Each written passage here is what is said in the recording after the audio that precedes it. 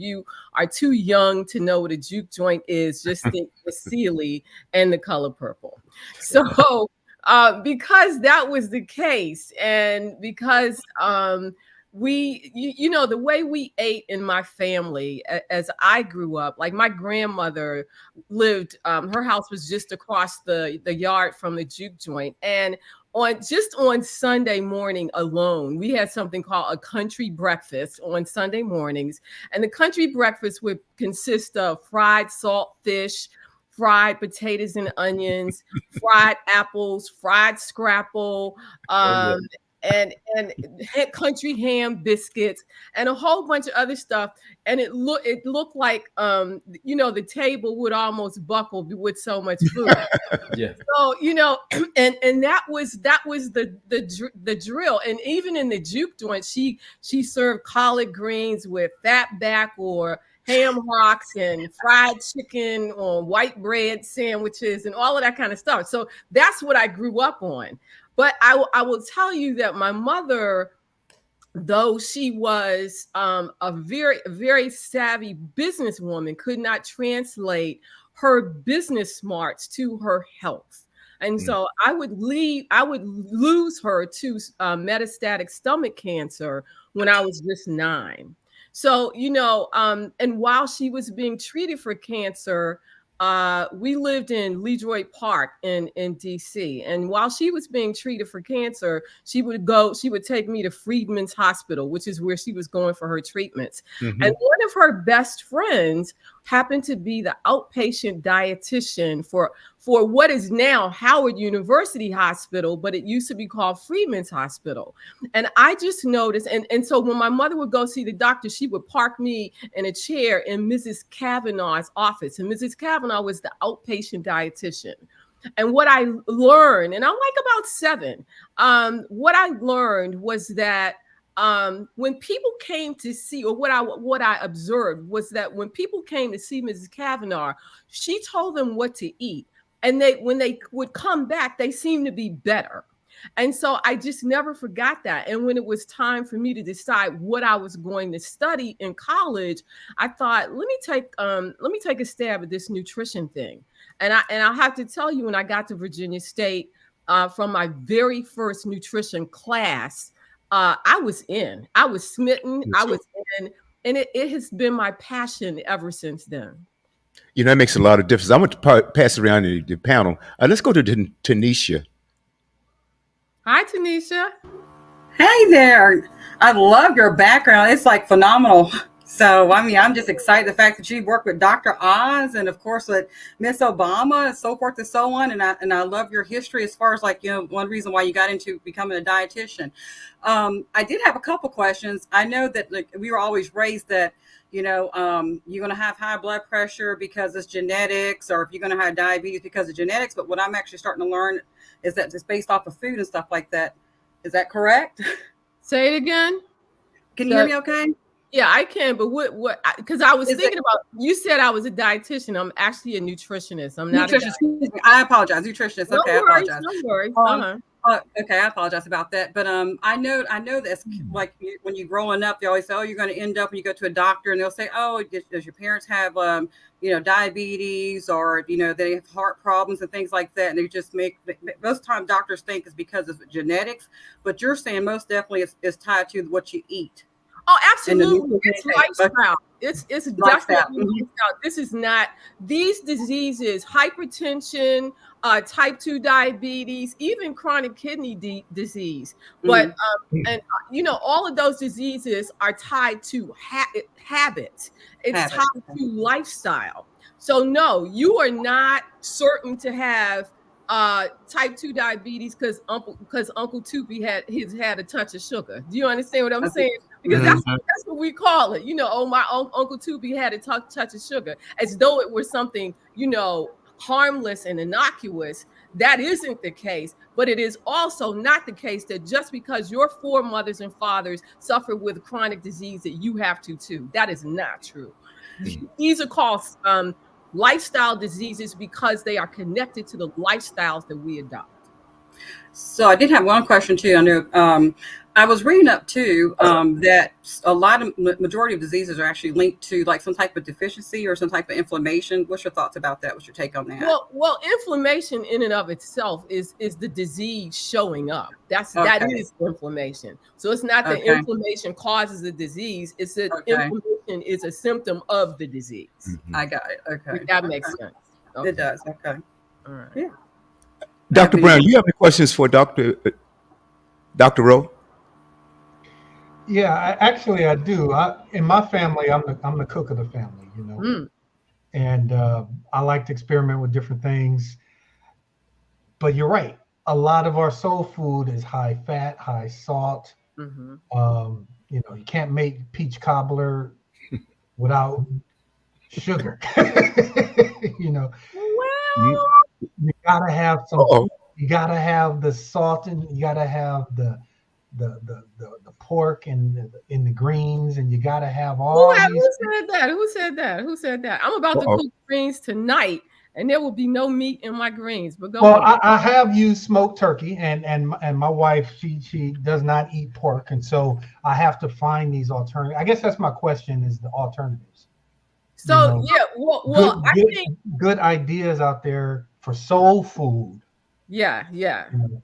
Yeah, because I agree with you that I'll just put it this way. We do not have to give up our rich cultural history in order to be healthy. We don't. It comes down to exactly what you're asking. It comes down to what we're cooking and the way we're preparing it and how much of it we actually consume. That's what it does. So the point is, most of the vegetables that we that are common soul food vegetables, right? Collard greens, sweet potatoes, all of those stewed tomatoes. I mean, just all of those things can be prepared in a way that work for you rather than against you. Like take the example of the greens, for example. I haven't used meat in my greens and not even smoked turkey in probably a good 2 decades. So you can cook collard greens, kale, any kind of greens or mixed greens. You can even a mixture of those greens. You can do it without using meat. And the way you do it is you saute the greens in extra virgin olive oil, which is my go-to oil, right? Extra virgin olive oil, a little bit of water. You don't have. Some people like to use smoked liquid smoke to get the flavor that you're accustomed to with meat, and that's okay. It's okay to use liquid smoke. I used to use it. I just don't use it now. I just use a little cayenne pepper, a tiny bit of salt, and I do mean a tiny bit. Of salt just to bring out the flavor of the green. Salt is a flavor enhancer. It's not a spice and it's not an herb. So it doesn't necessarily season, but it is meant to bring out to enhance the flavor in the food. But yeah, and if you're talking about something like peach cobbler, you could use applesauce to sweeten the cobbler. So yeah. Oh, I'm sorry about that. My mic was muted. I keep thinking about the flavor. I know you can make it. You can make it healthy, and I'm always worried about the flavor. Okay, so first of all, worry never solved any problem. So True. yeah, we don't want to worry. We might be concerned, but we don't want to worry because we never solve the problem. We'll never solve a problem with worrying. Now, I'll say this. So you have your water, you have a small amount of water, depending on the size of the batch of your greens. Then you're going to also add cayenne pepper, and what I do is add lemon juice at the end, and I serve the greens with a wedge of lemon. You will be surprised how those few ingredients will season your greens and make you they'll be so good it'll make you want to smack your mouth. Clayton, what do you have to say? Yes, hola, my sister. Hola. And they're going to kill me for this. I'm not supposed to say that to you, but I've been feeling that vibe as well because sisters have always greeted us with hola, and we responded in kind. Forgive me for saying that if that's breaking the rules. It's But okay. hello, my sister. It's good to see you, Hi, my brother. fellow Virginia State Trojan alum. Yes. And I want to piggyback off of this what Sister Tanisha said, because I was thinking the same thing. How we inherited, or supposed to have inherited, some of the what you say Lifestyle nutrition disease. diseases, Yes. hypertension, and those type of things, diabetes. And I Yes. was thinking the same, because the doctors always ask you that. Why do they ask you that if that's not something that's transferred to their children? It's just about, if for people who are of not necessarily the same blood, it's not connected to the blood we share. It's connected to the lifestyle and the habits that we share. People have like habits who grow up in the same households and who, live together, who work together, who, are together. So the same way, for example, the same way that you cook your greens, there's somebody else in your family who cooks it that way because what you learned how to do it that way. You see what I mean? I understand. Well, those lifestyle habits that we adopt or don't are the same reasons that we find ourselves disproportionately suffering from these lifestyle diseases. Yeah, and I don't know if it's in your wheelhouse, if it's tied to nutrition. What about the cancers and things of that nature? Could you connect that to some of the nutrition? Absolutely. Uh, Red meat is increasingly being associated with a high risk of cancer. Oh, From number study after study, there's building evidence from this like almost every day about the connection between red meat consumption and cancer. Not only that, there are no this isn't this is about cancer, but it's not about food or not about food directly. There are 13 obesity related cancers. okay. So what I mean by that is there are 13 forms of cancer that are related to being obese. And Thank being you. obese has everything to do with the foods we eat, how Mhm. we prepare them, how much of them we consume. Understand. I Yeah. have one more question. When is the latest you should eat anything? Or when you should stop eating? Because sometimes I like to have my little, dessert or Yeah. snack late at night. Yeah. And you are in a very large club. You're in a big club. No more than 3 hours before you go to bed. Mm.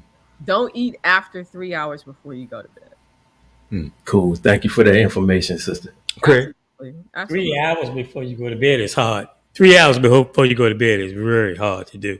if you're Well, hard headed. it's hard to live. No. Okay. Okay. But I mean, 3 hours. Yeah. That's a long break. Listen, my brother, we go back to. So, Craig, I would just say this: um, you have to think you have to think of it this way: Are you worth? Are you worth the health benefits of what we're talking about? Are you worth it? Do you see yourself as worth it? Because if you don't see yourself as worth it, then you won't do it. But you have to know that you are worth it. And if you are, you will take the steps necessary to reap the health benefits that you seek. Does that make sense? That makes sense. But like a late night snack, like I watched the game last night, so I stayed up and I was eating What's the late night snack? What is it? peanuts and cranberries. Okay. A All right. mixture of peanuts and cranberries. Okay. So What? and how much? I think I ate the whole can, so I probably ate 16 ounces of That's the peanuts, problem. peanuts, and a half a bag of cranberries. I mix them together. But Why it's a good snack. you had me. I was all ready to relent. I was all ready to get off the soapbox and give you the floor. But now you went and what you did was you confessed something that happens for almost everybody. Yeah. Most of my clients, I don't want you to eat close to bed, close to bedtime. One, because one of the things that it does is it causes indigestion. Another thing that it does is it causes you to get up. You got to get up in the middle of the night. So it disturbs your sleep. It interrupts your circadian rhythms. All of those things. But a handful of nuts mixed with your cranberries is fine. A handful, like this, not all the way out The here. game is a 2-hour basketball game. Why are you arguing with your doctor? Because it's unreal. I mean, it's just hard to do. Yeah. Well, It's hard to do. is it hard to live? I ask again. No, it's not hard to live. Do you like living? Of course, everybody likes living. Okay, well, listen, you're gonna have to make some hard decisions then. Good point. That's a good You'll point. have to make some hard decisions. See, now you didn't get me off my second question because you just about got on me for my first statement. That was a statement. But you're right. I just thought I should respond to this statement. It would be irresponsible of me not to do so. That was good. That was good.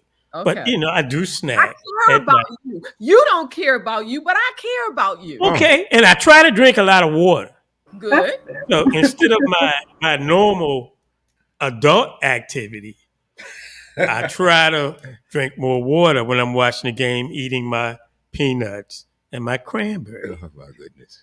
And drinking your grapes? Is that the deal? I think you may be on. I'm not a wine drinker at all. Are you on the box or whatever? No, bourbon. Yeah. What do you mean, bourbon? Oats? Bourbon run through these veins. But that's why. Peanuts, cranberries, and bourbon. Let me just put this out there. Every ounce of bourbon, a glass of water for every ounce of bourbon, because it dehydrates you. Right. Alcohol dehydrates you. Oh, so you gotta hydrate if you're gonna be drinking. So That's every correct. ounce of alcohol, drink 8 ounces of water. I turn the air conditioner up maybe 5 degrees. Oh my Lord, so it can be cool in the house and you'll be okay. Next, Robert. Robert. He is ridiculous. He's ridiculous. I like it. Hey, somebody told me, you know what? Beer is 80 to 90% water. Is got grains and yeast. So it's basically a grass smoothie. Oh my God. Oh my goodness. I like that. You trying to convince me? Now I'm not a beer drinker. Somebody else told me that. Yeah, we got it. Trying to help your brother out? Is that it? Oh my gosh. I can't with you guys. Listen, you don't even want to know, but I'll tell you, alcohol in every form, beer, wine, bourbon, hard liquor of all forms, alcohol and wine and beer, all alcohol, is a potential carcinogen, meaning cancer-causing agent. It contains cancer-causing agents, all of it. Champagne, all of it. Yeah. No matter how much you pay for it, right? No, yeah. So that was a shot at me. Look, you just buying a more expensive expedited death. That's all. That's what you're doing. That's a good one there. We talked about this last time you were on the program. No, I promised to toss it over to Rob in case he had something else to say or ask. Oh, no, I'm okay. I'm just enjoying listening to that. The truth is, I hear everything you're saying, and we all know it. Yes. We all know it. We all know you're right. Of course. So it's a battle of managing our vices with the truth, Yes. Right. Yes. And I think he said a mouthful. The reason I implore you to think of it in the way, with the question I initially asked, are you worth it? Are you worth it? That is a good point, Doctor. You caring for yourself. It has to be about that. And the thing is, you are worth it. Each and every one of us is worth it. Because when Dr. Brown said You have to manage the truth. Now we were all growing up on that food pyramid, and yeah, I Mm-hmm. laughed too because a lot of that stuff that they taught us was good for us. We find it out now that it's not. A lot of the milk products, it's not good for us. Mm-hmm. Cheeses and all those type things. Could you elaborate on that for us, Dr. Rowe? Well, I might have said this the last time we visited, and that was that I don't want you to cut out any particular, I don't want you to take a whole food group and cut it out. And the reason is because the food groups are real. We do need all of those groups. The question becomes, and this is the problem that I had with the pyramid, the question becomes where on the scale do you place certain foods? And what I'm saying is that the base of your diet should be vegetables and fruit. And then we build on that. We get proteins, and we get proteins not necessarily not all in the forms of meat, fish or chicken. That it's okay, but you can also incorporate more beans and lentils and legumes in your diet for protein sources. Eggs also work. It's one of the most nutritious foods that we have. So I would say so that is the problem I have with the pyramid. They structure one. We don't eat on pyramids. We eat on plates. That's clear, right? That is true. Yeah. But they structured it in a way that it was very suspicious. Also, and they had fats at the top, fats and oils at the top, like, oh, this is just good fats and an occasional, have some occasional fats and then some other things, meaning sugar. And so I just felt like this is bonkers. And black people definitely were not relating to it. As I moved through the country speaking. And so our community, the pyramid had no connection to our community. Our community paid no attention to this graphic that people came up with. Oh, Sen. Dr. Rowe, let me ask. I think it was Tanisha that mentioned something about be a dietitian. I think she just mistook you for a dietitian. However, my question is, isn't there a connection there between a nutritionist and a dietitian? And can a nutritionist be a dietitian as well? A nutritionist can be a dietitian if he or she wants. So it's about taking an exam. That's really what it's about. Okay. But the difference is a dietitian is more of a clinician.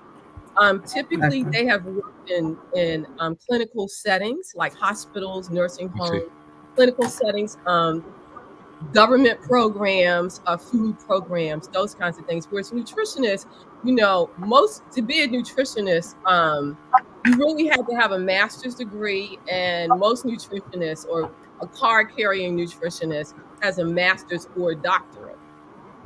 Right. Dietitians are only required to have a bachelor's degree and a certification that says that they're, yeah. So that's the difference. My degrees are research degrees at the top level. I mean, I have all three. I have a bachelor's in nutrition from Virginia State. I have a master's in community nutrition and broadcast journalism from Howard, and I have a PhD in nutritional sciences from Howard. Outstanding. Now, did you mention something about you are also? I have a question. I'm sorry. Go on, Tanisha. Tanisha. Oh, okay. I'm sorry. I didn't mean to interrupt you. I apologize for that. Can you hear me okay? Oh, yes. Fine. Can you all hear me? Yes. Right. Okay.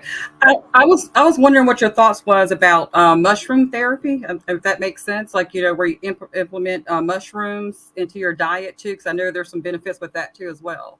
Have you ever heard anything about that? Or I know you probably just study on that. Yeah, I don't. So I think integrating mushrooms into your diet is fine. However, to get a clinical health benefit from mushrooms, the question is, how much do you have to take? And if you're on medication, are there food drug interactions with it?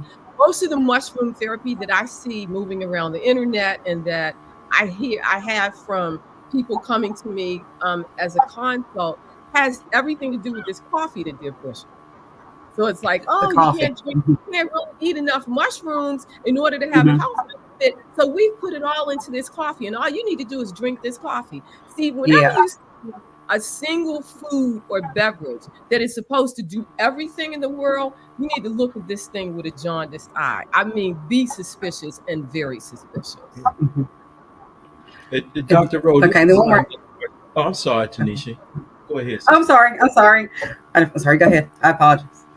One more thing. I was doing some research too about fecal, where people take somebody else's fecal matter and they put it like in a capsule, and you could, I know it's kind of gross, but you take on that, and then like it's different gut health and things like that too. That helps build your immunity. Have you heard anything about that? I saw like a series of that. You know what? Y'all gotta stop doing. Y'all gotta stop doing this stuff. I thought it was pretty cool. Stop looking at this stuff on the internet.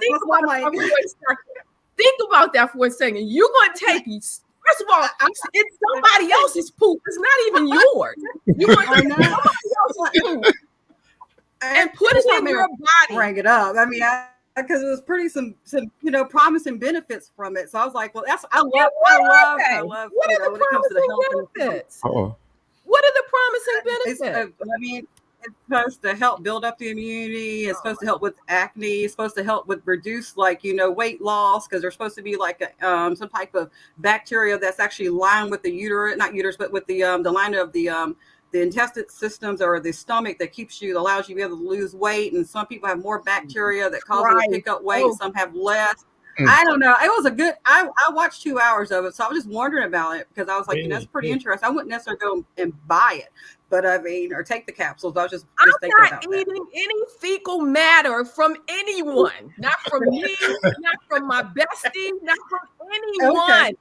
It is definitely, it's not just unsanitary. It is unhealthy. You are not supposed to be. Okay. You are not supposed to be digesting and ingesting fecal matter. Yeah, I know. Wow.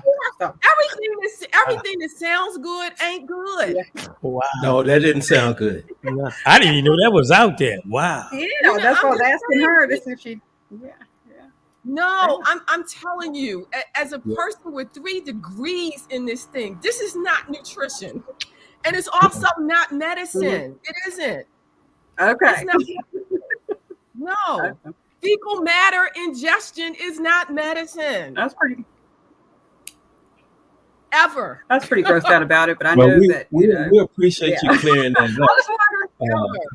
Okay, thank you. My next question, Dr. Rowe, as far as nutrition is concerned, is there any difference for men versus women? That's something that the substance that a man may need that a woman may not, or vice versa? Not that I can think of. I can think of other things that have to do with general health, and women get the benefit of it, but men do not, because they don't opt for it. But it has nothing to do with food. This is all mental health now. Would you like to hear it? Sure. Yes. Okay, so here's one of the reasons why men die before women, or women live longer than men. And it has to do with, you've heard of the flight or fight syndrome? Yes. Okay, so the fight or flight, right? So whenever some stressful or catastrophic event happens in your life, what do women do? We call each other. We get together. We cry together, we cry together, we hold each other down. We do all of that, right? Men don't. Y'all go out back and shoot yourself, shoot yourself in the head kind of thing. You go into a cave. And what that means is the fight or flight syndrome, which comes from, various hormones working in your body. You do that. But we have a hormone and both of us have it, but we have it to a much greater extent, called oxytocin. And so oxytocin is really called a nurturing hormone. And that's the reason why women are considered nurturers, because we Mhm. have an abundance of oxytocin. So we release oxytocin when we get together and bond over stressful events, because what that's called tending and befriending. Tending to each other, meaning taking care of each other, and befriending. So that means we call in the cavalry. You guys don't tend to call in the cavalry. You want to go in the corner and try to work it out yourself. So you don't go to your boy, your dude. You know what I'm saying? To Mm. to do it the same way we do. It's a crucial flip that you should make, though, because it actually can sustain life. Mm. True. Yes. Yeah. That support system. That's what you're talking about. Women have that support system. Yes. Yes. Yes, Yes. We and do. willing to do that. Support Yeah. system, and we'll bond over anything. I could be in the grocery store. I never saw her before in my life. Girl, I like those shoes. Girl, I just got it from so and so and so. And we can strike up a whole conversation, and we're ranked strangers, complete strangers. That's Because incredible. women, that's how we're built. You should take a page from our book. If there's ever you could do anything to save your life, improve the quality of your life, and to extend your life, it is this. We're listening, sister. We're listening. Yeah. It is this. It is Great this. advice. Okay. Great advice. Hey, Tiffany, you want to jump in real quick? Because I really want to get to Dr. Rowe finishing up. And look, we could hold you for a while. We have two other guests on as well. And I want to stay as long as you can. But anyway, we want to also get to your new broadcast. We'll talk about that after Tiffany. Okay. I'm just jumping in here. So, I'm not, y'all go ahead. I'm just listening in right now. Okay, all right. Hey, Dr. Rowe, tell us about your. I've been listening to your program. Now I know you're on hiatus for the summer for right now, Yeah. but give us the title of your broadcast. And I've listened. You've had some interesting guests on. I know. Oh my God, Les Brown. I Yeah. listened to that interview. He was our Also, inaugural guest. Yeah.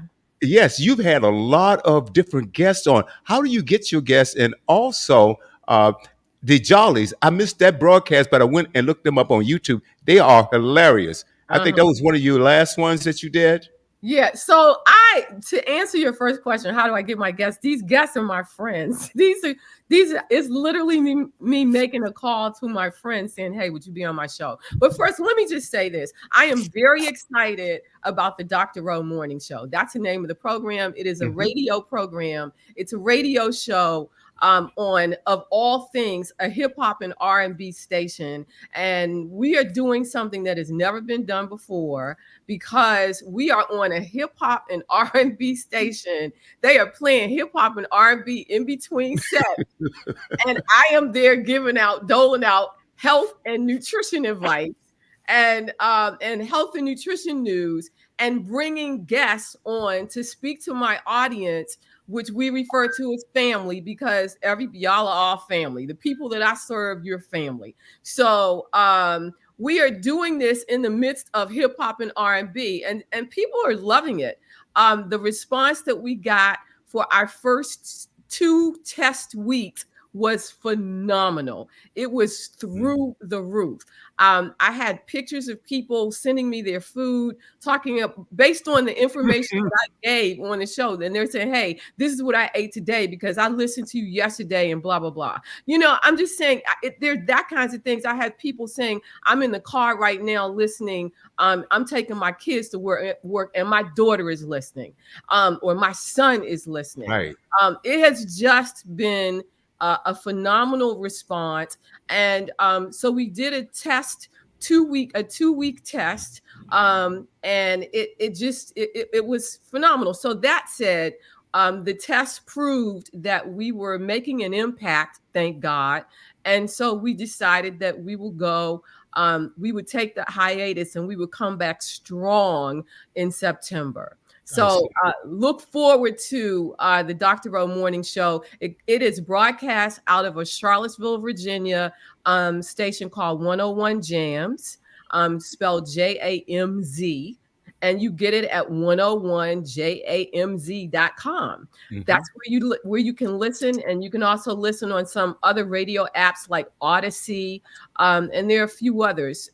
We circulate those to the audience so that you'll know where to listen. But most people just plug into 101jams.com, and they're giving us rave reviews. So I'm super excited about this. I had a radio show in '97 in DC, at Jazz 90, the #1 jazz station in the city at the time. And the station was sold to a news outlet. It was sold to a news outlet. So I have wanted to do my own show, another radio show, ever since then. And so I was kind of sitting around in the house, and I asked, my prayer was I asked God to put me to work doing what, you have allowed me to be trained to do, and doing what I love to do. Would you put me to work? And would you know that all of a sudden this radio show pops up out of what seemed like nowhere? But the radio show for me is really an answered prayer. I prayed, I asked God to put me to work doing what I love to do, and here it is. Outstanding. Clayton, you had something. We want to, Dr. Rowe, boy, and in respect for your time, you can hang around if you want for a little while. We're going to go to Dr. Brown right now, but would you promise to come back again? I would love to. I have one more question for her before she leaves. Okay. If that's okay. It is fine. Hey, Dr. Rowe, what do you think about the nutrition that's going on in our schools nowadays? Yeah, that's a good one. To some extent, I've always had a little, a little issue with a lot of school nutrition programs, because our kids were eating pizza. It wasn't even good pizza either, and sloppy joes, and it wasn't enough fruits and vegetables on the menu. Now there are vending machines still in many of the schools in our communities. I think when Michelle Obama was in office, she made a huge impact on against insurmountable odds too. But she made a huge impact in the school nutrition program, but it's not as if it doesn't need work. Outstanding. Last thing you mentioned, we talked about music, laughter, and just being in good company. Okay.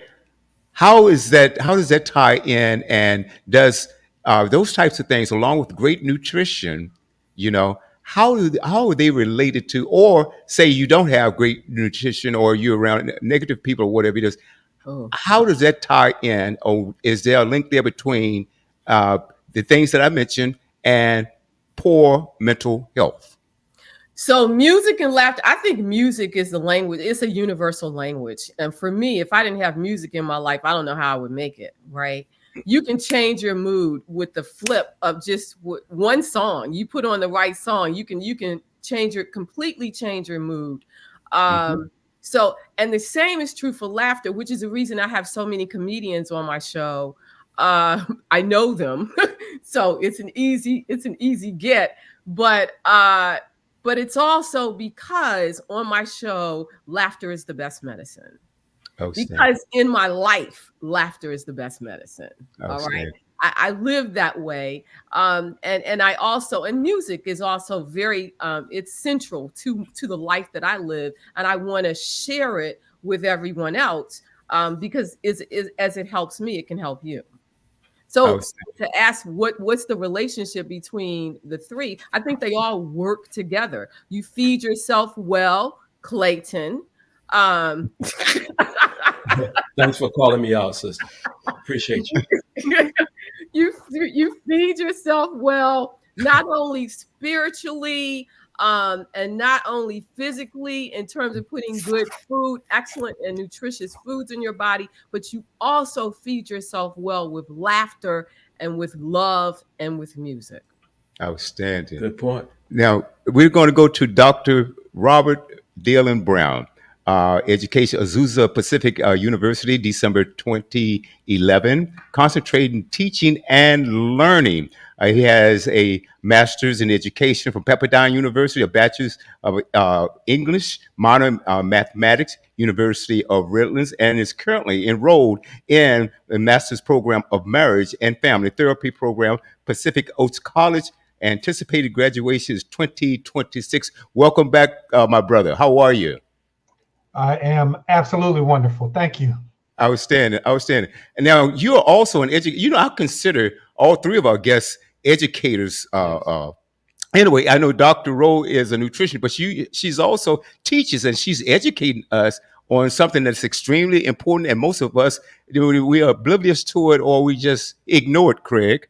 But anyway, Dr. Brown, we talked the last time and the importance of education and how you're always in a book. You're an author as well, but you grew up, your mother instilled that, or your parents instilled that into you, if I understand correctly from our last conversation. Is that correct? Yeah, that is. I grew up with a single mother. My mother had me and my younger brother. So she's raising two kids by the time she's 21 and is trying her best to just make sure we do right. You know, she became an LA County probation officer, and that's where her mind is. You know, she worked 45 years with LA County, and all the while she's doing that, she's making sure that we stay away from the wrong kids and we keep our heads in the books and do all that kind of thing. I think probably one of the first things that she did was she recognized early on that I was learning everything like a sponge. And so in the first grade, like first or second grade, she talked to my teachers about what can we do with this kid. And the first thing they did was they started taking me up to the fourth grade class for reading and math, but it wasn't developmentally where I should be, because you don't put a 6 or 7 year old with the 9-year-olds, you know. And that's when they realized we need to switch schools. And so my mother did what she needed to do to find a school that I could go to, thrive in, excel in. And the unfortunate thing is I had to ride a bus for an hour to get there. And these magnet programs, they don't have a lot of folks that look like us, you know.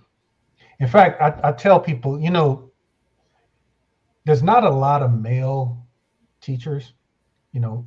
In the K-12, women make up 70% of the teachers. 30% are men. And when it comes to black men actually represent 2% of all. That's teachers. amazing. Now, I remember going to a conference once, and when you go on the East Coast and in the South, the proportions are different. And somebody asked, how old were we when we had our first black male instructor? And I had to realize that I was my first black belt instructor. I never had one before. I started teaching. I finished college. I got my master's degree. Still had not seen a black male instructor until I went to my doctorate program.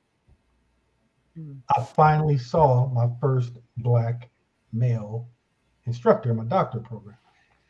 All of this is just to say that we have a lot of really bright, tenacious, diligent, hardworking students in our neighborhoods who are not seeing us as instructors. Does that make sense?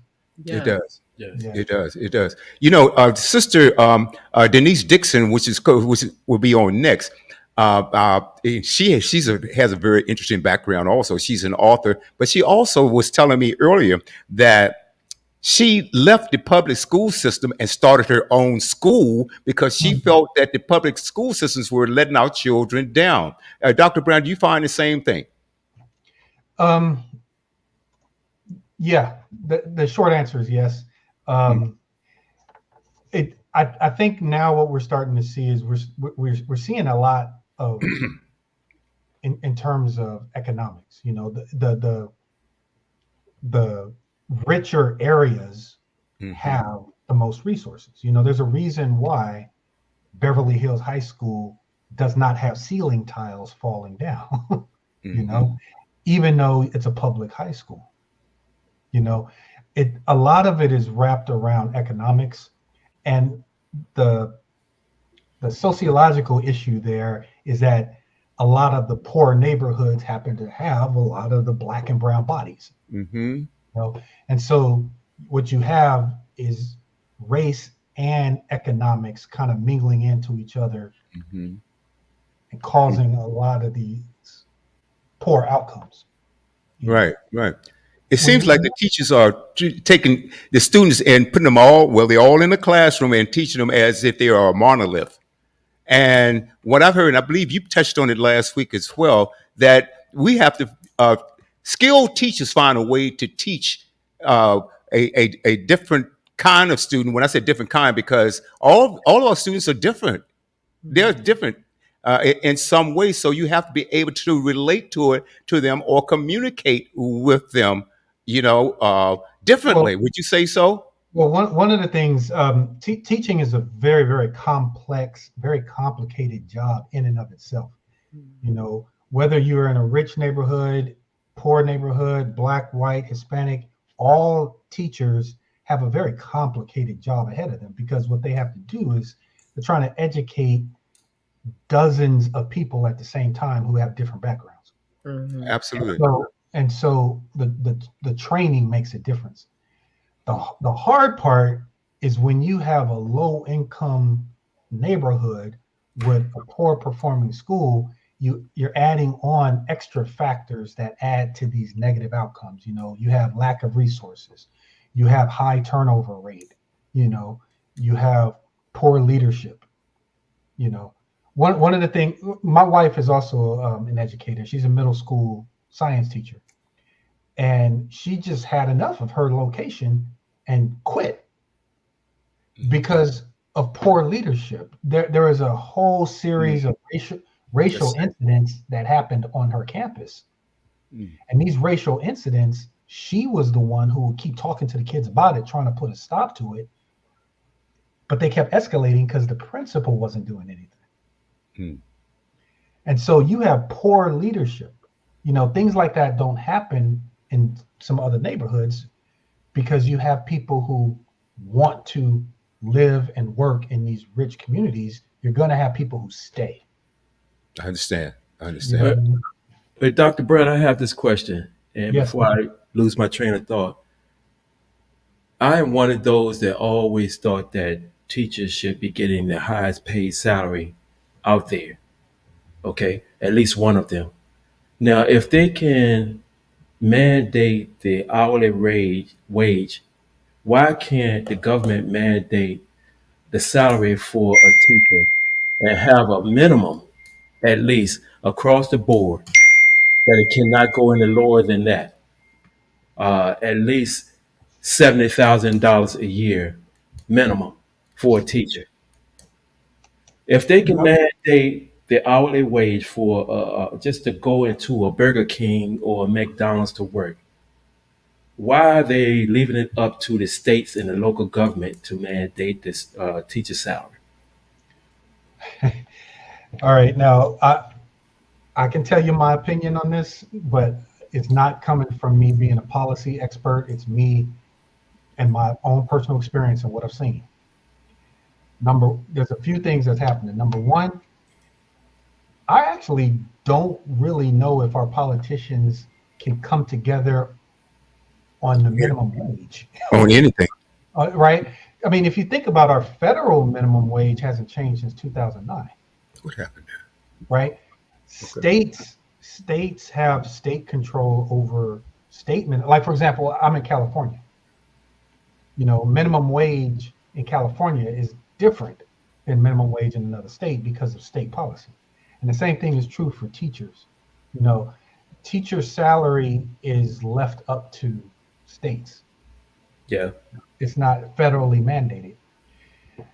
You couple that with another issue that I think a lot of people actually don't talk about, and that is sexism. We still live in a country where we genderize certain occupations, right? So whenever for example, whenever you think of the word nurse, you think female. Mm-hmm. Whenever you think of the word firefighter, you think male. Whenever you think construction worker, you think we have this way in our country of genderizing jobs. And teaching has always been thought of as a woman's job first. And because of that reason, things get slow to change. Yeah. Because of that. You know what I'm saying? I do. That's part, but it's very complicated. There's like 3 or 4 other factors. I'm sure it is. Everything. I'm sorry. No, I was just going to say there. One of the things that we do in this country is we have this mandate of educating all children. All children got to be educated. Period. In the discussion. That's a lot of bodies, which means we need a lot of teachers. Mm-hmm. And it's one of the most expensive industries to manage. The only problem is our priorities are kind of skewed. We'll pay for a $54 million bomber jet, but we won't put that same $54 million into salary. You know what I mean? So there's a lot wrapped up in teacher salaries that goes way beyond me. Yeah, I've got something to say about that later. But Dr. Rowe, do you have a comment or a question for Dr. Brown? Well, I guess it's a comment wrapped in a question because, to your point, the genderizing of jobs has everything to do with the quality of education we get and the shortage of teachers that we have, right? But if teachers, and I agree with you, if when you think of teachers, you think of women, you said that if you think of teachers, you think of women. So, we have a long way to go. I think to solve that problem. I think if women were not, and women's perceptions, perceives professions were not seen as something less than because they're women, and those are posts that are held by women. That's where the real work is, right there. It's a heavier lift. Mm-hmm. That is true. You have people who will demonize women for being in male-dominated jobs, right? Mm-hmm. Right.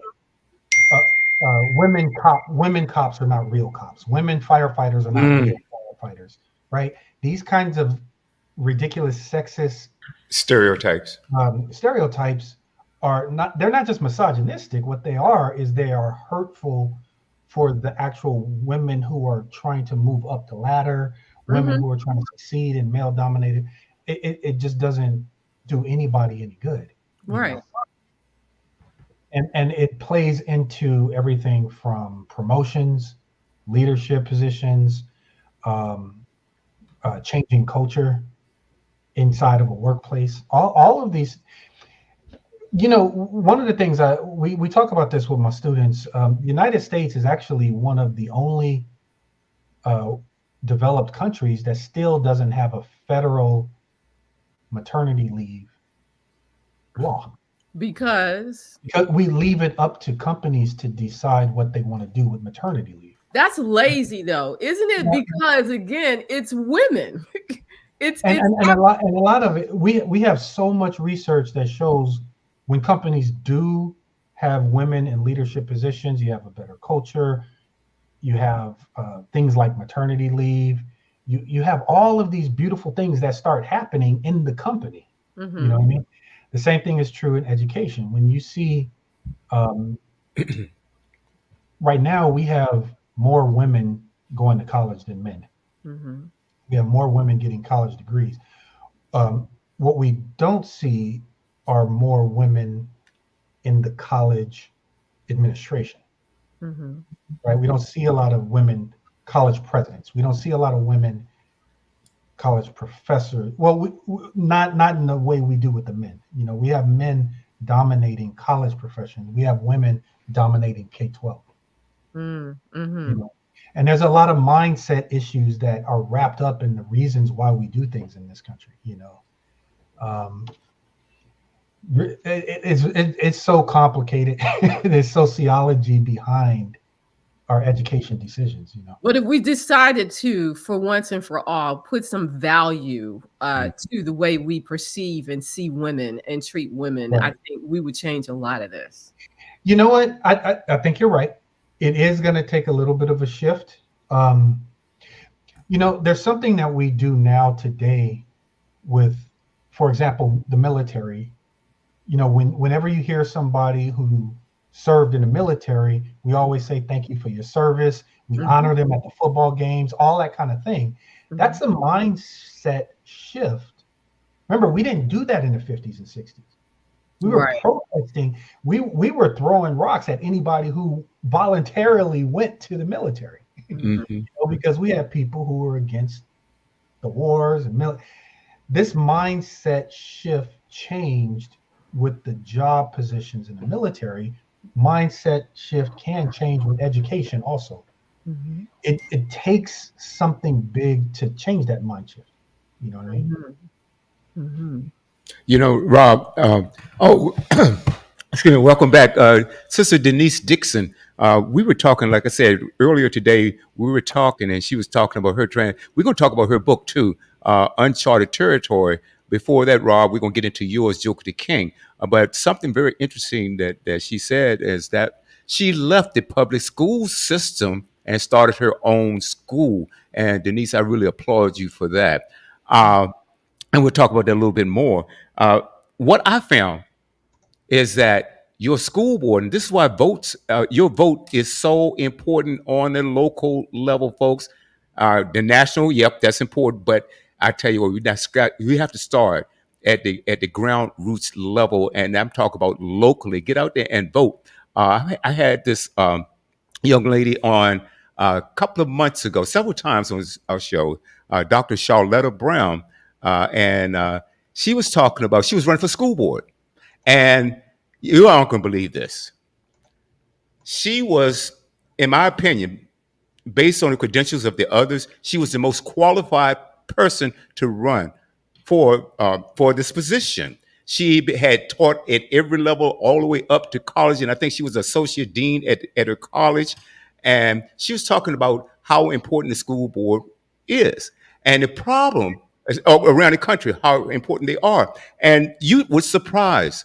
Now she was talking about the positions within the school board that help the system function. She was talking about budgeting, number one, being hiring and firing, being able to put together a budget, and about 4 or 5 different things that she was talking about that were needed in order for a school system to run function properly. And she was telling me it's a political game there, because it's not the most qualified person that gets the position, it's the person who has the most campaign money. And they're putting people in there, gang, listen to this. This is so vitally important, that have no knowledge about budgeting, have no idea on how to hire or fire, have no idea on curriculum or things of that nature. And we're saying that the school board itself collectively is more powerful than the superintendent. Do either of you find that to be true in your areas? Hmm. A lot of people Well, don't even know, because they don't pay attention to that race, Doctor. that's a tough one. Doctor, I'm Well, sorry. I can only speak from our district here in San Bernardino. Okay, please. I've been with the San Bernardino district for 18 years, and I've seen superintendents come and go. But that board, that board is powerful. It Very is. powerful.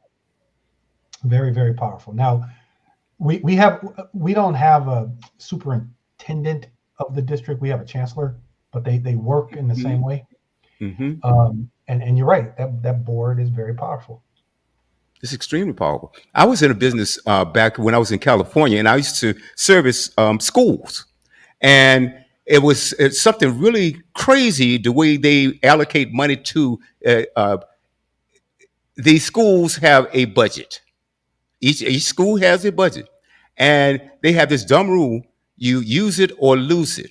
So what does that mean? That they go out and buy stuff that they don't even need to end up in someone's warehouse a year later, and they do it over and over and over again. Now that money could be better spent on lunch programs for the schools, books for the school, upkeep of the property. Yet therefore they say, well, we got to spend the money. I said, wow, this is ridiculous.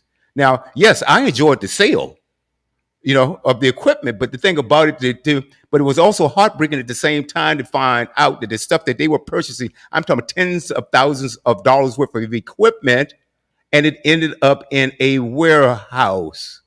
Welcome to the United States, brother. Denise, do you have a question for Dr. Brown? Do you have a comment to make as well? And you guys, just jump right on in. Denise? I guess I can comment on the board issue. I would have to agree that the board is very powerful when it comes to school districts. They have more say so than the superintendent. And that was one of my issues with the public school system, is that we have people sitting in these high seats telling, teachers and principals and janitors, how to operate in the field that we went to school to educate children, right? And we know what's best for children. And so for you to sit behind a desk and try to tell me how to do that, right or wrong, I didn't agree with. But we have to follow what they say, right? Because of the power that they hold. So yes, I agree with that statement. Mm-hmm. Dr. Rowe and also Tiffany and Tanisha, jump right in, and guys, jump in. A lot of people don't realize the power, like Robert said, just like Denise said, and I had mentioned, like I said, I've interviewed this was a brilliant lady. And do you know, she didn't get the vote? It was people who had more campaign money than she did that got in, and it was absolutely incredible. And so, like I said, and you have no idea who you're electing to this board if you don't go out. Read the credentials, read the background, and go on. But any questions from anyone else before I talk about Robert's book, Dr. Brown's book, From Joker to King? You're going to find this fascinating. But anyone else have a comment before we do that? Well, I've actually seen that firsthand. Probably like 15 years ago, one of my girlfriends actually was the first assistant principal for a school in Johnson County in North Carolina. And she had to actually finish up her master's in order to be able to get that position. Thank you. And that's what took place. You want to raise my hand? And so that's what took place. And then, of course, there was other cohorts that actually didn't have that type of those particular credentials, and they were actually in those positions already. So, I mean, that's my 2 cents about that. Right. So in today's environment with all these book bans, are they starting at the school superintendent level, or is it the school board, or it's just a group of advocates advocating in front of the school board? You know what? I never thought that the book bans would start at the board level. The boards want to do as little rocking of the boat and putting a scandal on them as possible. They're responding a lot to the parents. Parents will come in and say this and that and this, and our kids should not be doing this, and our kids should not be doing this, and we can't read this book, and then they'll come to the PTA meetings, they'll come to the board meetings. The parents will do all this noise making to the point where now board members, being the politicians that they are, have to respond. And a lot of times they respond in ways that try and quiet the scandal. They quiet that squeaky wheel gets the oil. Mm-hmm. Yeah. Sometimes people don't make decisions because they're the right things to do. They make decisions in order lower the heat a little bit. And that's not always good. It has nothing to do with integrity. You know what I Yeah, mean? absolutely. This is absolutely incredible, and like I said, I can't reiterate enough how important it is for us to really pay attention to on a local level and vote locally. Folks, please do that. Robert, I'm going to switch subjects here. I want you to tell. We had a fascinating conversation last week. Denise, and I think Tanisha, she was out on assignment taking care of some business. But I do know that you came in briefly, Tanisha, in the very beginning. But anyway, Robert has this book, and it's titled "Joker to King." Is it Joker to King? Will you want to hold it up, Rob? Yeah, there you go. I don't know if you Okay, guys. Joker to King. Fascinating, fascinating to read. And how he put this together, I think, was absolutely genius. And so, Rob, tell us a little bit about take your time, tell us about Joker to King and what motivated you to write the book. I know a lot of us have heard this before, but it's always a good story to hear. No problem. I'll keep it a little brief.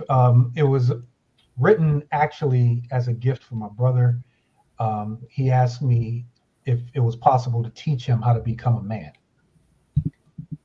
I taught math, I taught English, I taught education courses, I taught public speaking, I wrote curriculum. Is it possible to write curriculum that teaches what healthy manhood should look like? And I started doing the research. What do psychologists say about manhood? Sociologists. I started looking at my own life, my own experiences. What lessons does a young person need in order to become a healthy man? And then I put this together as a gift for my brother. It wasn't meant to be public. I gave him some homework lessons every week, and it was about 4 or 5 months in, he asked me, you need to get all my friends in the room and tell them this stuff. And that's when that light bulb came on. I think I have something the public might want to see. Now, the way the book is structured, it's structured like a deck of cards. So you have the 4 suits of a deck of cards: spades, diamonds, clubs, hearts, represent the 4 pillars of manhood: physical health, emotional health, relationship health, financial health. Because that's what being a healthy adult means. You know how to manage your relationships. You know how to manage your emotions. You know how to manage your physical health and your physical environment. You know how to manage your finances, right? Whenever somebody asks me what is a real man is not really defined by age. It's not really defined by any of these demographic factors. It's defined by your responsibility to take care of things, right? Now, what I realized when I wrote the book is that women were buying my book more than men. Women were buying my book at the rate of about 5 times more than men. And I worked with a publishing consultant company in order to market the book, and they explained why that is. They said young men, that 18 to 25-year-old age group that you're trying to reach, that's the exact age group, that's the exact demographic that doesn't buy books. Women buy more books than men. The women were buying the books and giving them to their sons, giving them to their boyfriends, giving them to their uncles and nephews and cousins and all that kind of thing. And then somebody asked me, can I write a book for women? And that's when I realized this book is not really about healthy manhood or healthy womanhood. It's about healthy adulthood. And so the book, the book got revised just a little bit so that it's about healthy adulthood. Because these are things that make a healthy human being. Things like getting control of your emotions. Things like learning how to travel, things like learning how to cook. There's a chapter in here for all of these things. Why it's important for an adult, a young adult, to have their own place. How to forgive your parents, how to be anti-sexist, whether you're a man or a woman. All of these chapters make up what it means to be a healthy adult. There are 52 cards in a deck. There are 52 chapters in this book. Plus there's a Joker chapter and a big Joker chapter. The book is now the book that I use for my English 101 textbook. So all my English 101 students are using the book, learning how to be healthy adults. Because there are homework assignments in every chapter. I'm excited about Joker the King. It's about to be a movement. I'm about to work. There's a few things that are in the works right now that a lot of people don't know about, because I don't like telling people what I'm gonna do. I like telling people what I have done. So, but there's a few things in the works that we're trying to make this Joker the King a nationwide movement. So and Dr. Brown, my question is, you spoke about the difference in the little Joker and the big Joker. Could you expound on that a little bit? Right. When I wrote the first edition of the book in 2016, there was only one Joker chapter, and the Joker represented the immature, unhealthy person that you used to be. The Joker, My brother, when I wrote this book for him, he was a joker. He dropped out of school. He wasn't working. He was sleeping on people's couches. He was a joker. He was making bad decisions with his health, with his relationships. He was a joker. He was the jester, the irresponsible. The idea was to move him from being a joker to being a king, being in control of his life. Mm-hmm. Okay. That was the first edition. When the pandemic came, and when I went through my own life crisis when I was 47 years old, I went back to the book and I started doing the lessons myself, and then added a second Joker chapter to remind people that even as older adults, like all of us, there are still parts of the big Joker represents the immature parts of us that we haven't healed yet. We can, like, for example, all of us, we're older than these 18-year-olds. We know more than these 18-year-olds. We know how to have relationships. We know how to have our own place, or maybe start a budget. We know these things.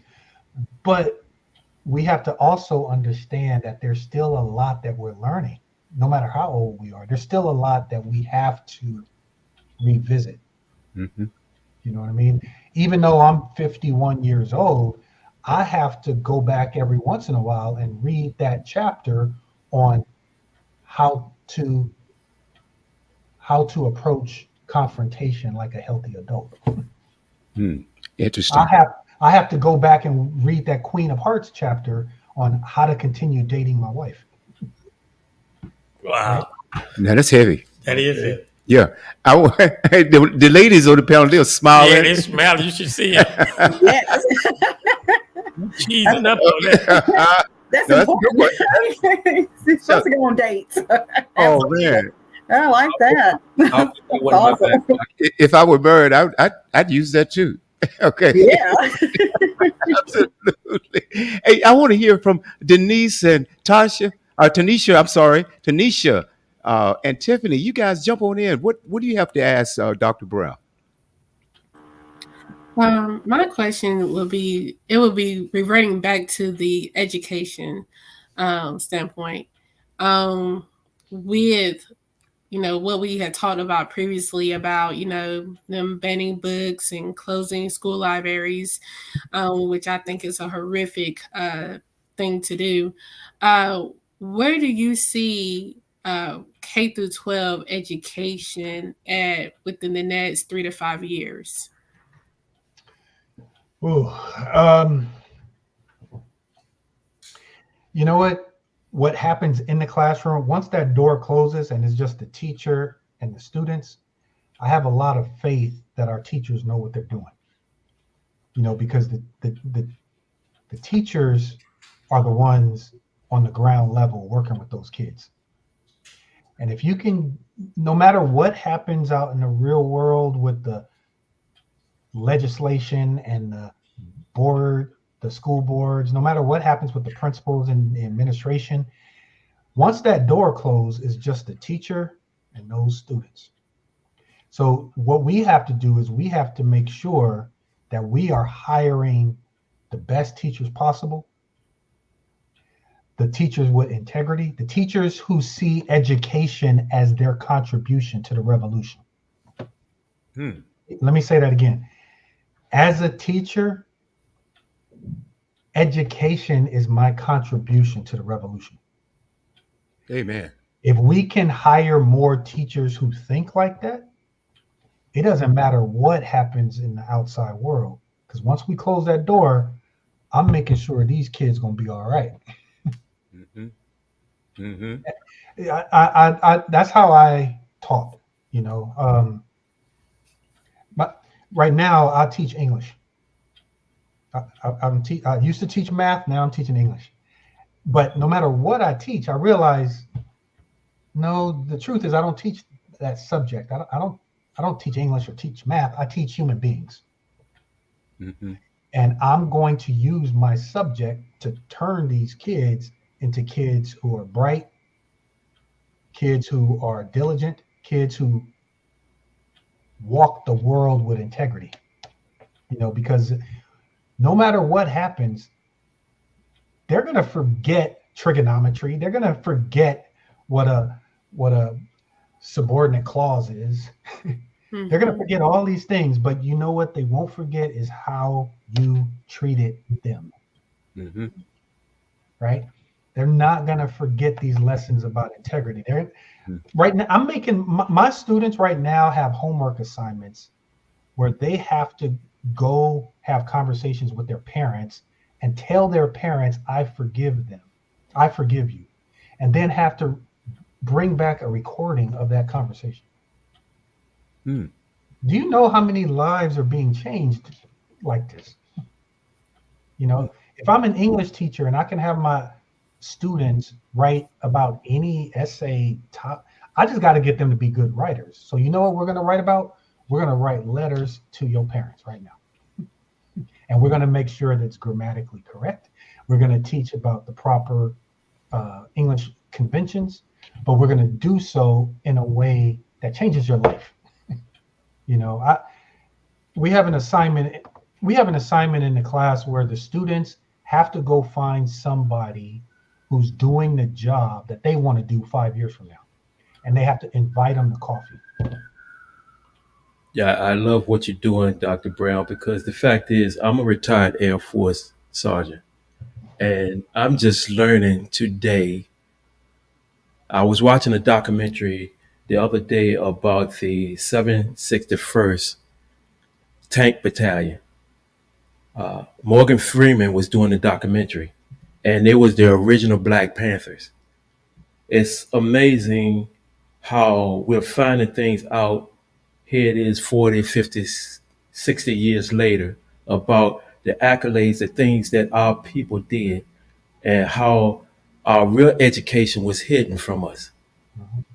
Why are they so afraid of telling the truth?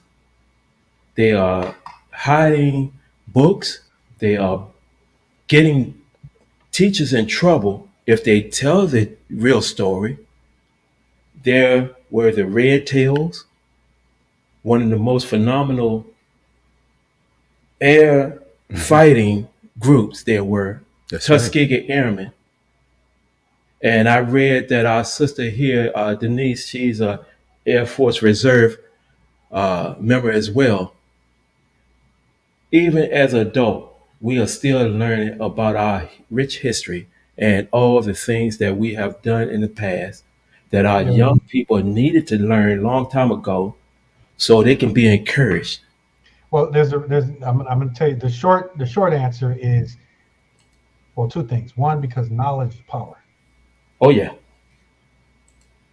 Number two, communication and relationship is power, right? If Here, let me give you an example.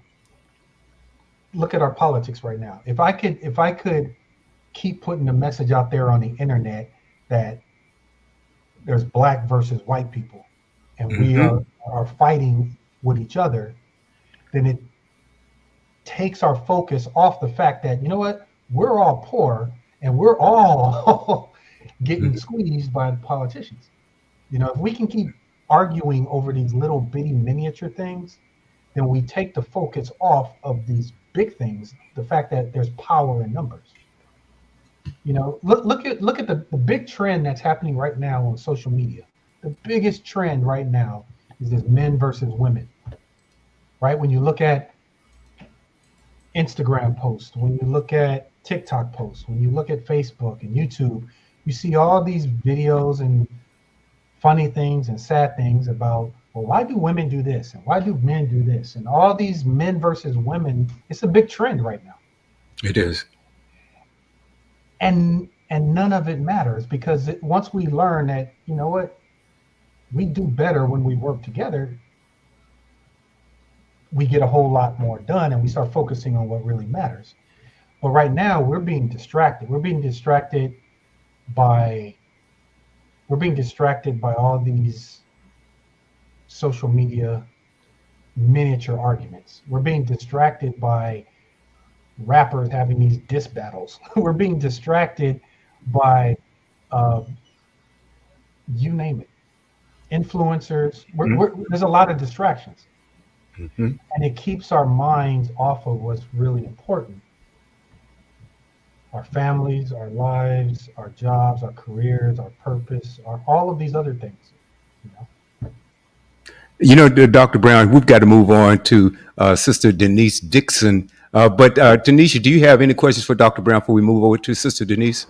Yeah, I was actually going to circle back about there have been more female school teachers than males, but I was wondering if it had anything to do with the income, the fact that men are required to make enough money to actually provide for their families. And also because female teachers or women teachers are a little bit more patient as far as like being a glorified daycare system. I was wondering about that too as well, because a lot of times in public school systems, you know, the teachers also have to deal with disciplinary issues too as well, besides teaching the students too. That's what I was wondering. So maybe a male may not be willing to deal with that for that particular type of salary. That's just what I wanted to touch on too. Well, a couple things. One, you know, you can have patient male teachers and you can have patient female teachers. You can have effective teachers of all backgrounds. There is a sociological and historical reason why women teachers, why there are more women teachers in K-12. Things that have, like, for example, you got to think back way, many decades ago. You know, women were primarily all of the teachers. You know, and because of that reason, it was kind of, it was okay in our society to pay them meager wages because they were women. It goes back to the sexism we talked about 20 minutes ago. You know, it's based a lot on that sexist idea that women don't need the money like men do. Right. Right? Amazing. A lot of that now, the genderized occupations that we talked about, you know, nurse means female, doctor means male, firefighter, we think male, construction worker, we think male. We're still doing this genderizing of occupations. Right. And it's hard for us as a society to shift. You know what I'm saying? Amazing. All right, moving right along, we've got to, thank you, Dr. Brown. Like I gave the invitation to Dr. Rowe also. Matter of fact, she texted me and says that it was, let's see, what was it? Let's go and read it exactly. And she said she had to leave, but riveting conversation, and we're doing a great service here. And that's what Groove Swing Speaks is all about, Denise. And I want to talk about this brilliant lady. And I found her story fascinating because I said earlier, she's also an educator and she was in the public school system. And she just agreed in part that part of the reason why she left the school system is some based on some of the things that we have mentioned, some of the things that's wrong with the system. She's felt that, well, I'm gonna let her speak for herself. That our children aren't being properly educated, and she has a book out, "Navigating Education's Uncharted Territory" by Denise Dixon. Let's see, and navigating education's uncharted territory. Denise S.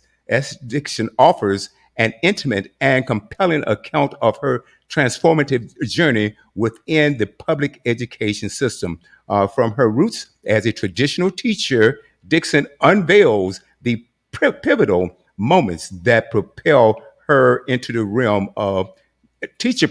I never heard this before. Pronounce this for me. Teacher Teacherpreneur. a teacherpreneur. I've never heard that before. You have, and the narrative explores the highs and lows of her venture. Hey, welcome to the set, Denise Dixon. Thank you Denise, for having me. thank you so much. We talked about you being an author. We talked about you being an educator. Talk about you being an Air Force. Is it called reservist or reserve? Yeah, Yes. reservist. Reservist. Is that a word? Yes. Okay, Yes. cool. So, Denise, tell us a little bit about you. Uh, and I found it fascinating that you started your own school from K to 12. Mhm. And let's talk, walk us through this. You were in the public sector and you said, hey, this is working for my students. It's not working for my students, and I need to make some changes. So, and perhaps the system that you're involved with, you didn't have the impact or the means to change the system. Okay, however, however, you decided to change by changing the way you were teaching, and you started off as a tutor. You had a tutoring center, I understand, right? Yes, And that grew into a school.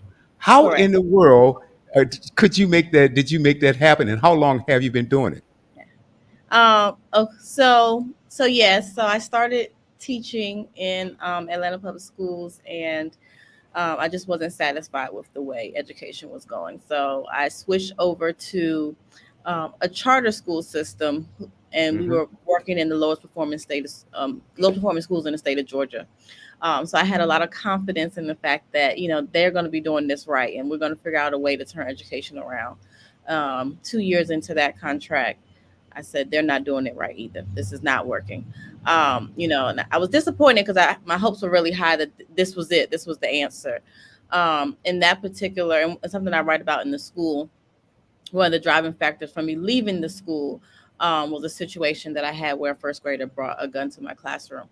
And it was not, he didn't bring it to harm anyone.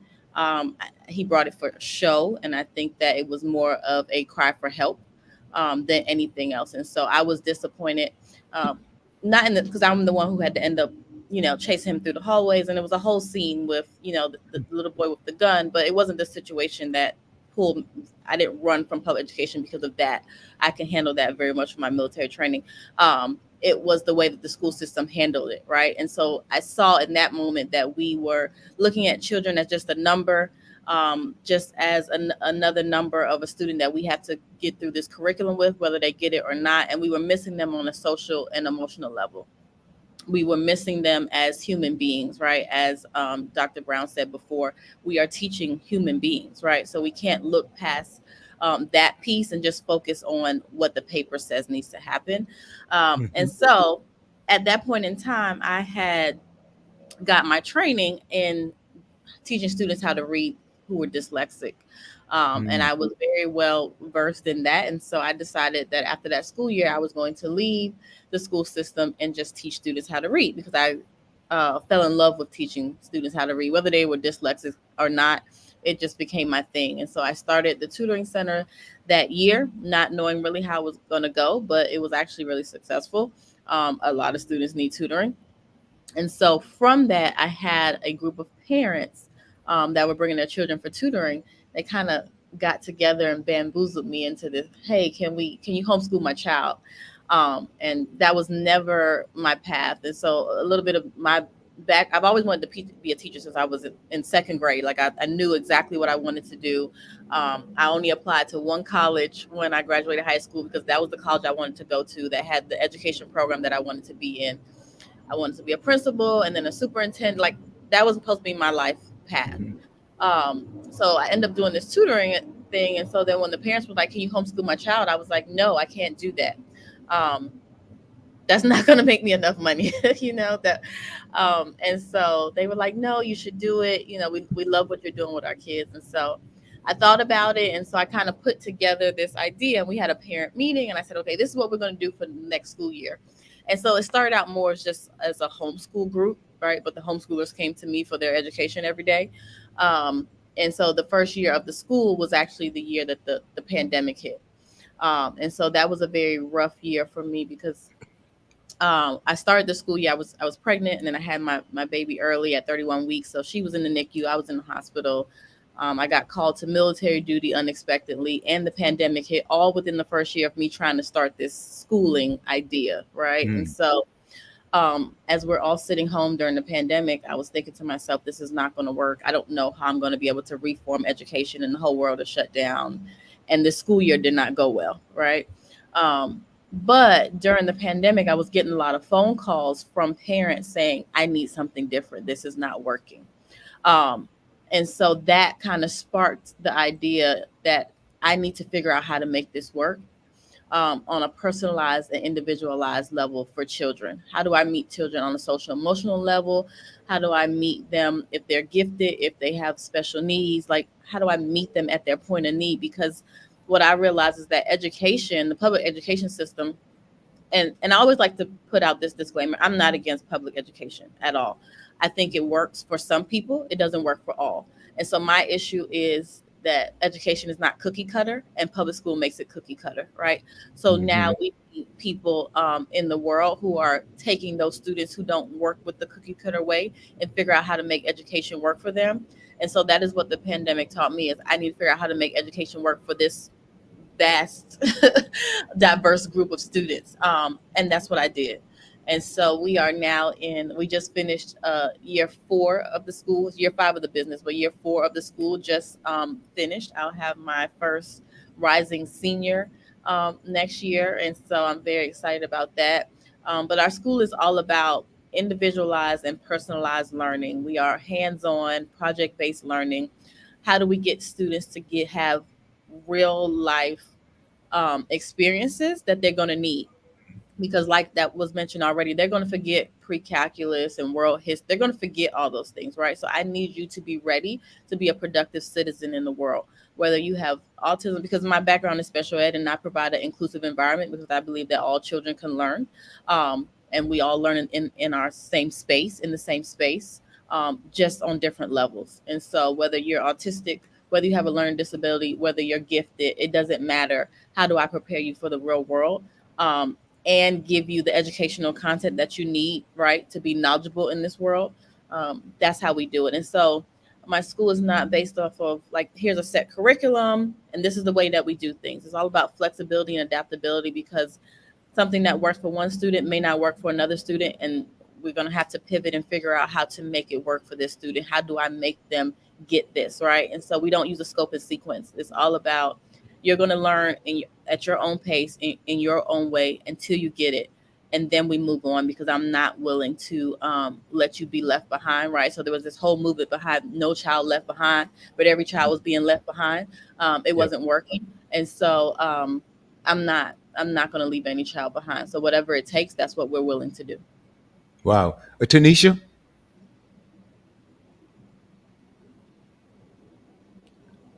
Tanisha, your mic is muted.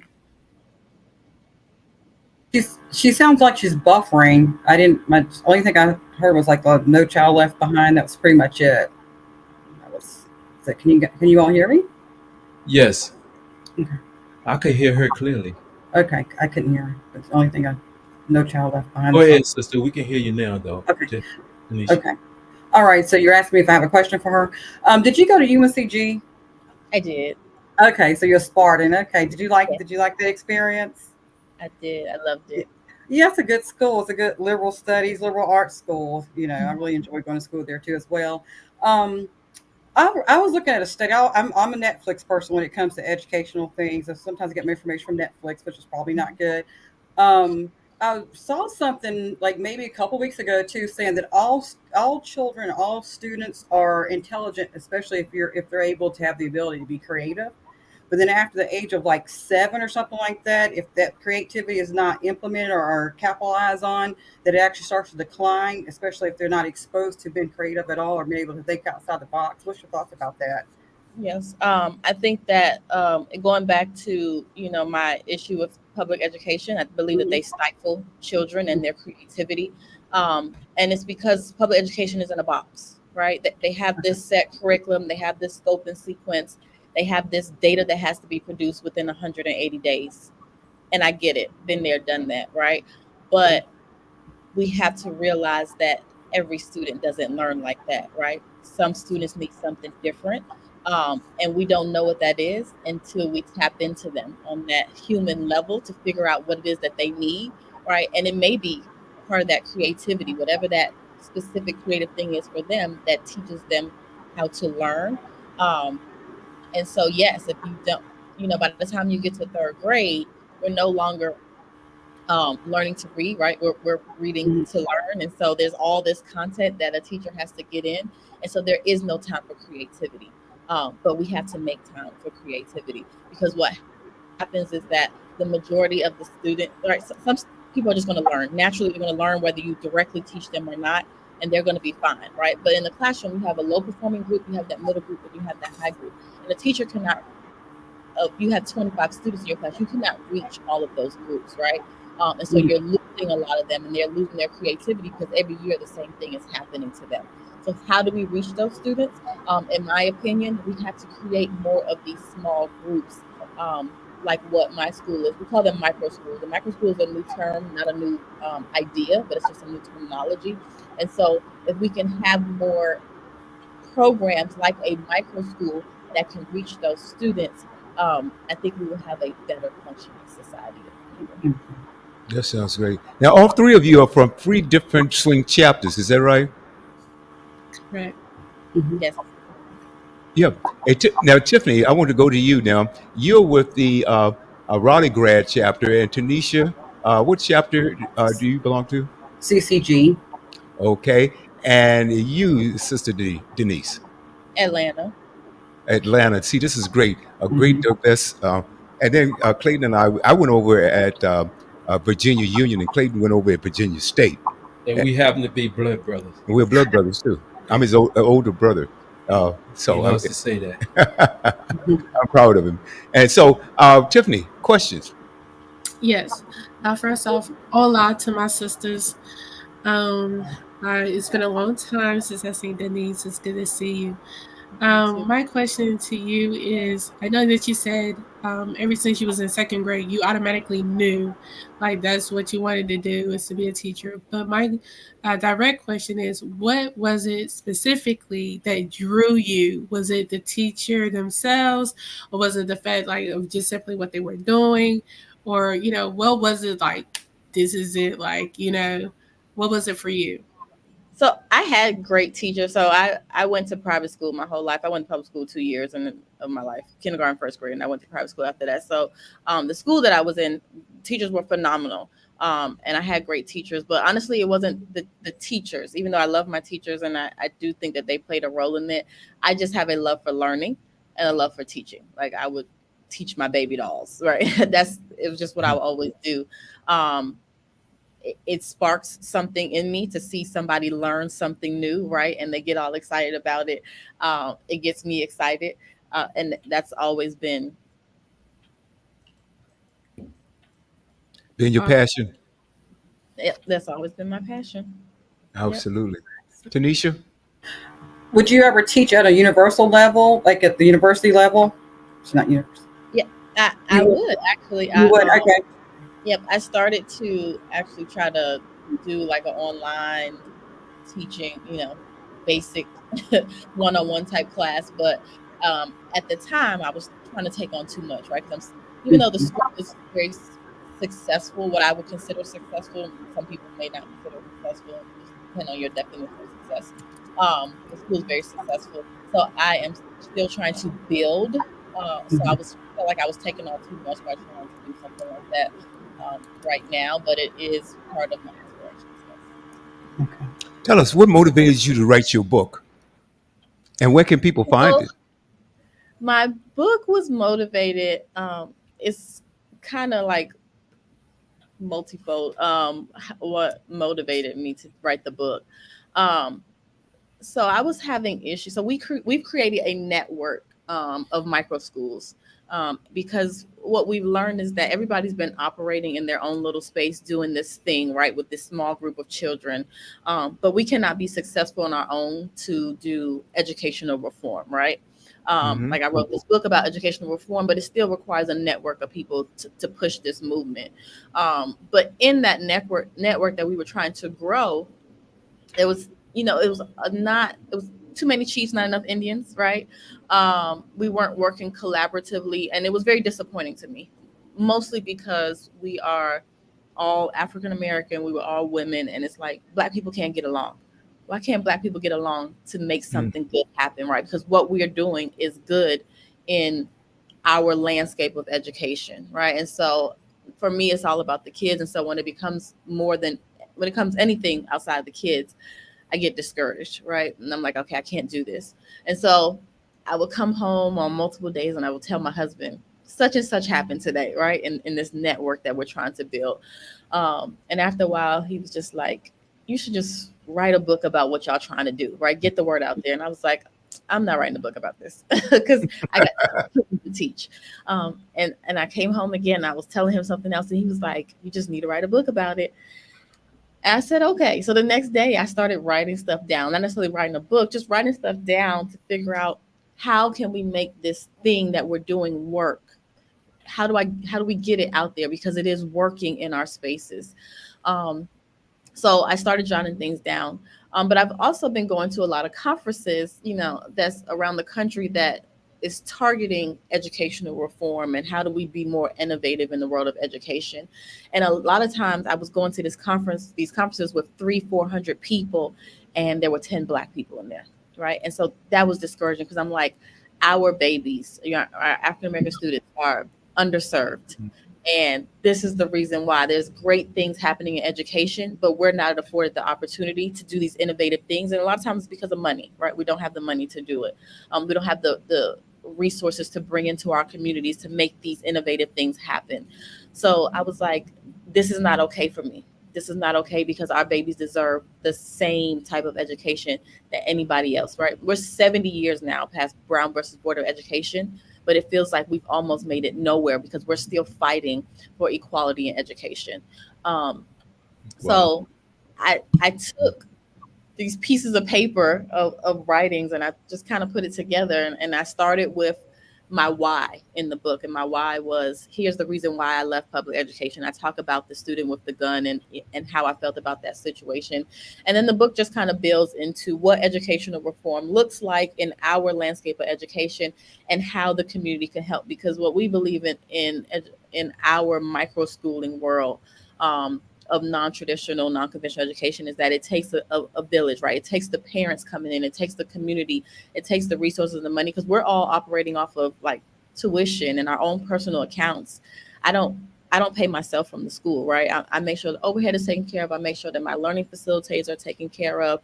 But whatever I have to do for the kids. And so I write about all this in the book so that we can get, not so I can just get donations and sponsorship, but as a community, we can come together and pour into the children, right? I don't just want your money. I want your time. I want some resource. I want you to come in and see what we're actually doing with children. And so I write about that in there. And the book is also geared towards teachers who are trying to come out the classroom, because right now we have, the data just came out last week, 55% of teachers nationwide are thinking about leaving the classroom this year, right? On top of the shortage that we already have. And so we can't have that. We still need teachers in the public classroom, but the ones who are like, I just can't do this anymore, I don't want them to go get a corporate job. I want them to know that there is a space where you can come and educate children the way that we know is best. And so at the end of the book, I kind of do an intro into my coaching business of coaching teachers into this world of teacherpreneurship and owning a micro school, so that I feel like I've failed enough to help another teacher grow their teacherpreneur business, whatever that may look like for them.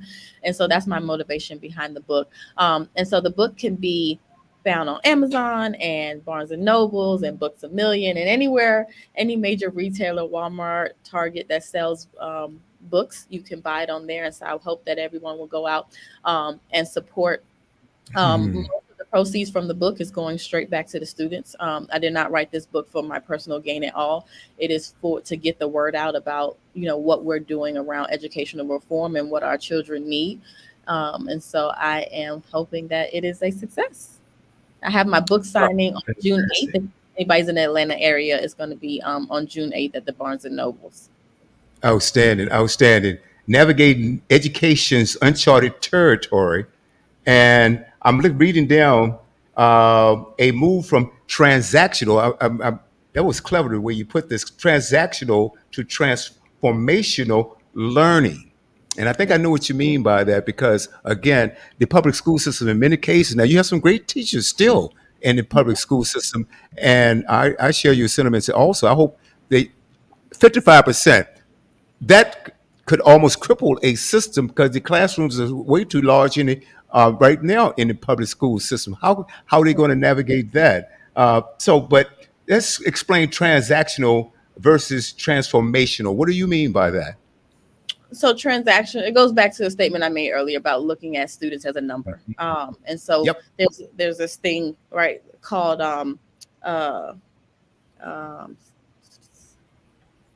the acronym is escaping me right now, right? But it's sorry, it just got dark when you put the light on.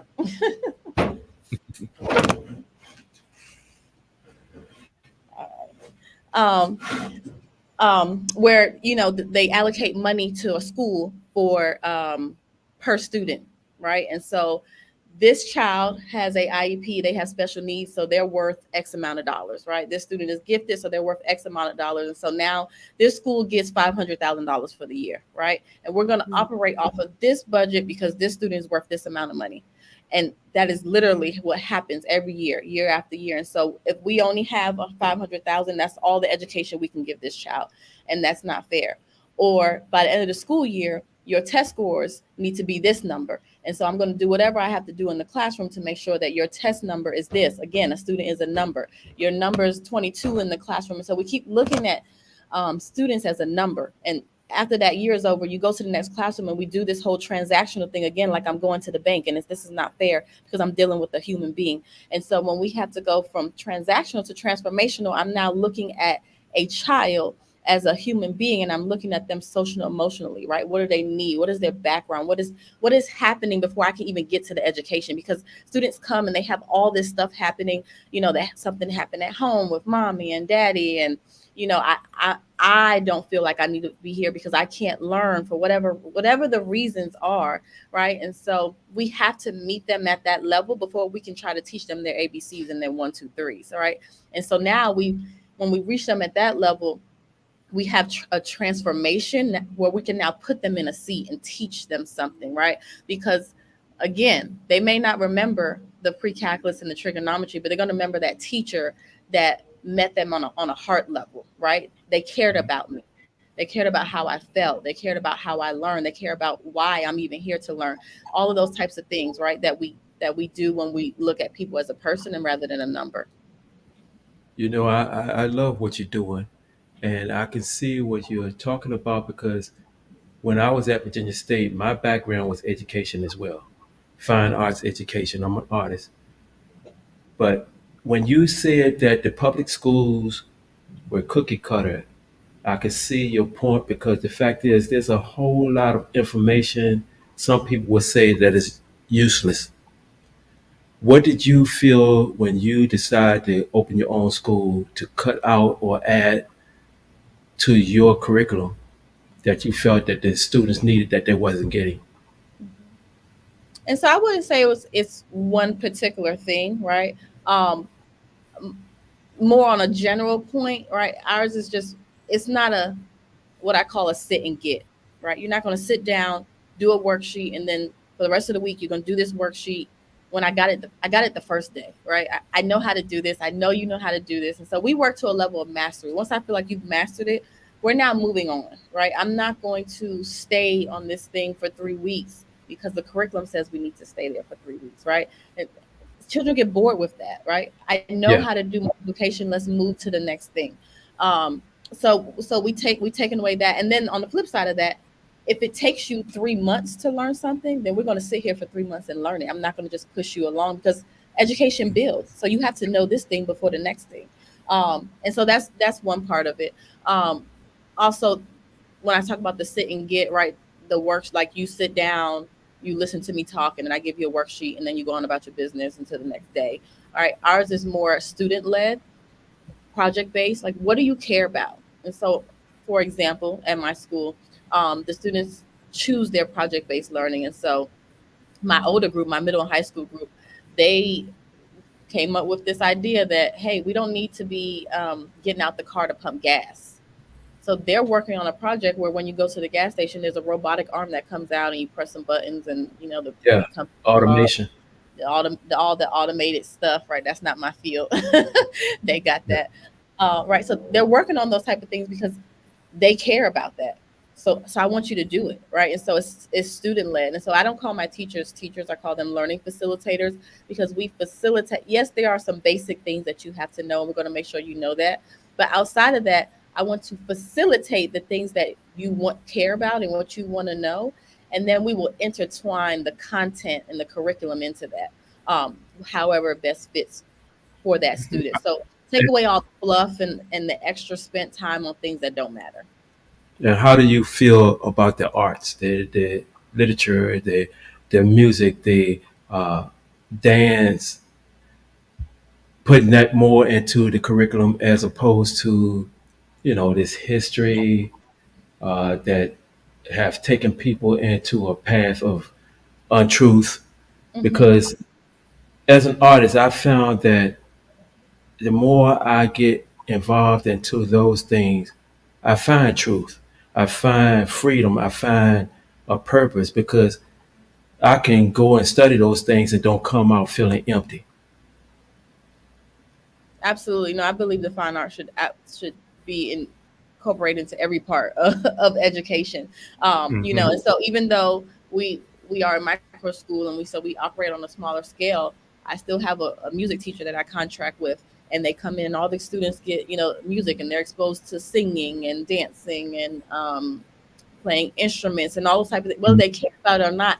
It's the exposure. Let me expose you to it so that you can Yeah. even know, right?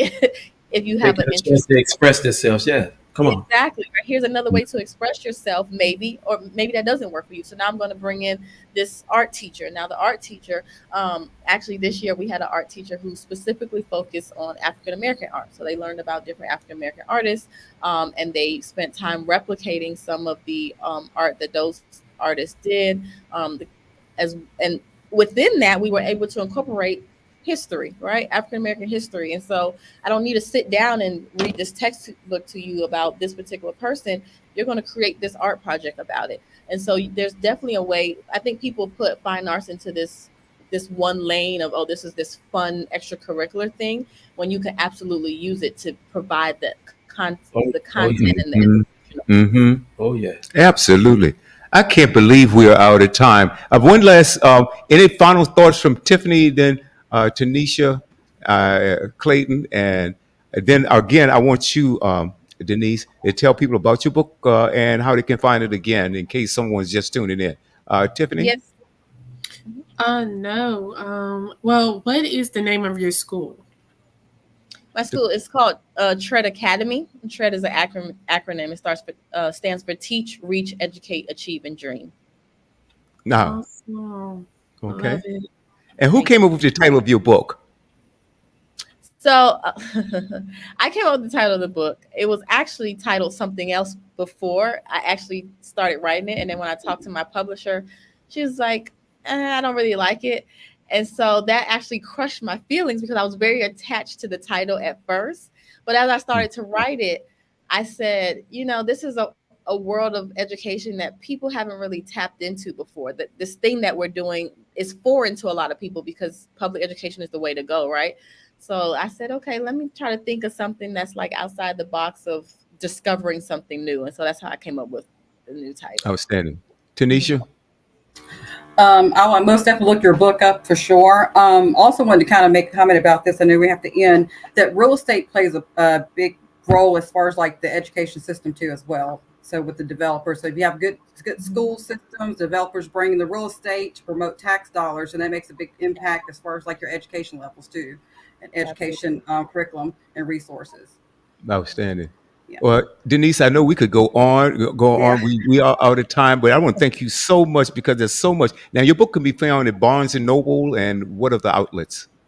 Barnes and Nobles, Books a Million, Walmart, Amazon, Target, any major retailer that sells books, you can find it on there. If you just want to Google Navigating Education's Uncharted Territory by Denise Dixon, Denise with a C, it'll pop up on there. You can also go to www.denisedixon.com. On my website, you can just click on there and it'll take you directly to a link to be able to purchase as well. So please support the children. Right. And I want the entire panel, including you, Denise, we have to have you back. You have to come back too. Okay. Yes. We have to have you Absolutely. back. But anyway, I want everyone to remember we have a brand new YouTube channel. That's Studio W The Buzz. Studio W The Buzz. And now, if you want to check that out, if you want to hear the show, as a matter of fact, it's up right now. And you can also hear it in its entirety if you go to our website. That's www.studiow.buzz. Studio.w.buzz. We're available on Google, Apple CarPlay, Google Play, Alexa. Our app, the Android app, is simply Studio W. That's Android. The Apple app is William Worldwide. One word, William Worldwide. And you can go tomorrow in about 24 hours and you can hear this show in its entirety. Just go to archive. No, as a matter of fact, it's under featured shows on the website. There's a tab at the very top, says featured shows. Click on it, scroll down a little bit, and you'll see Groove Swing Speaks. I want to thank my panel again, Tiffany, Tanisha, okay, and our special guest, Clayton, and our special guest, Denise Dixon. What a great show. We started off with Dr. Rowe and Dr. Brown, and we finished it up with the amazing Denise Dixon. You're doing an amazing job. Thank you so much, and keep up the good work with everything that you do. Thank you so much. Thank you. Our pleasure. And ladies and gentlemen, you can check